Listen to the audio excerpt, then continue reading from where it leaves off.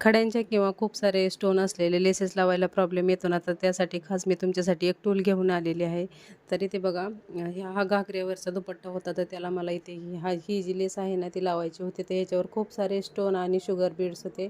तर त्यासाठी मला या फूटची गरज पडणार होती, तर मी ही फूट घेतलेला आहे.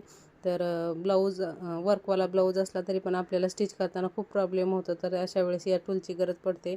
तरी ते लेस लावण्यासाठी बघा, हे जे सिंगल फूट आहे ना, तर इथं मी मशीनला लावलेलं आहे आणि हे फूट अगदी इझिली आपली जे फुल शटलची मशीन असते ना त्याला सेट होतं. तर तुम्हालाही घ्यायचं असेल तर कमेंटमध्ये PP किंवा लिंक टाईप करा, त्याची लिंक तुम्हाला भेटेल. तर इथे बघा, अगदी इझिली इथं मी ही लेस जी आहे ती लावून घेत आहे.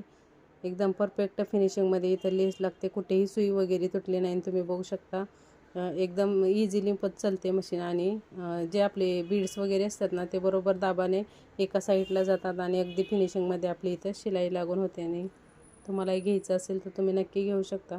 तर इथे बघा, ही जी घागऱ्यावरची ओढणी आहे त्याला 2 साईडला लेस होती आणि 2 साईड अशाच ओपन होत्या.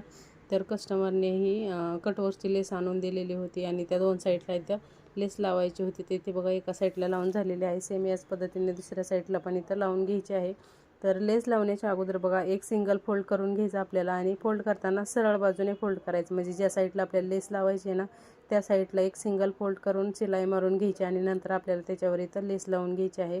तर बघू शकता, इथं दोन्ही साईडला माझी लेस लावून झालेली आहे आणि खूप सुंदर आणि एकदम परफेक्ट फिनिशिंगमध्ये इथं लेस लावून झालेली आहे. तर अशा शिलाईच्या रिलेटेड टिप जाणून घेण्यासाठी फॉलो नक्की करा. थँक्यू.